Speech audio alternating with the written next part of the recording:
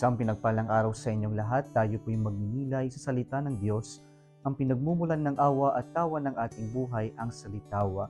Today we are celebrating the feast of the chair of Saint Peter the Apostle. Pinagdiriwang natin ngayon ang luklukan ni San Pedro. At bakit ba natin pinagdiriwang ang isang upuan?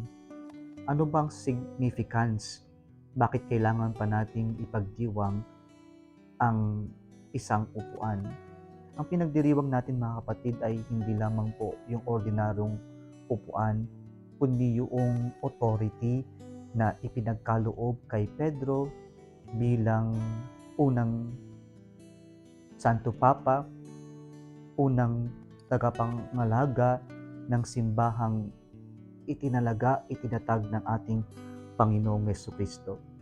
At sa ating ebanghelyo ngayon, narinig natin yung authority, yung kapangyarihang ibinigay ng Panginoong Jesucristo kay Pedro nang kanya pong pinofess na si Jesus ay ang Misaya, ang anak ng Diyos.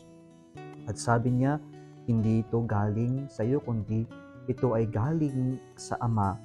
And then Jesus said, "From now on, you are Peter, and on this rock I will build my church, and never will the powers of death overcome it. I will give you the keys of the kingdom of heaven. Whatever you bind on earth shall be bound in heaven, and whatever you bind on earth shall be unbound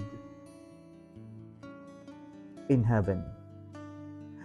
Kaya po, ipinapakita sa ating mga kapatid na itong luklukan na ito ay simbolo ng pagkakaisa, simbolo ng kapangyarihan na ipinagkatiwala ng Panginoong Jesucristo, ang susi ng simbahan kay Simon Pedro, kung saan siya po ang magpapatuloy ng kung anuman ang iniwan at ipinagkatiwala ng Diyos sa mga apostol, lalong-lalo na kay Simon Pedro.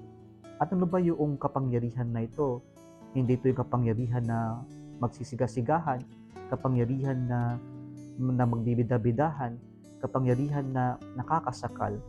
Pero sabi ng ating unang pagbasa ngayon, itong kapangyarihan na ito ay para pangalagaan ang tao ng Diyos, hindi bilang obligasyon at hindi dahil sa reward, kundi dapat may willingness at ito ay dapat may generous heart or may pagre-respeto sa kapwa-tao.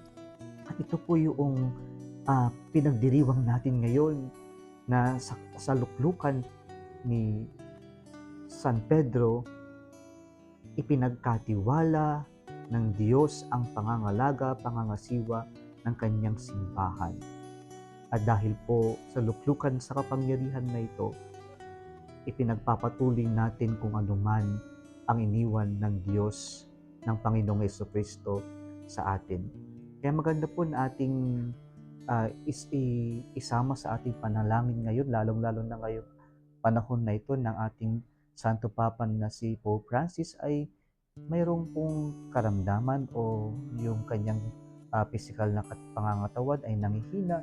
Ipagdasal natin na sana ipagpatuloy ng Diyos na alagaan at i-guide o i-guide ang ating banal, ang ating Santo Papa sa kanyang pangangasiwa sa ating simbahan, sa ating lahat, sapagkat tayo naman ang simbahan, tayo ang minamahal ng Diyos.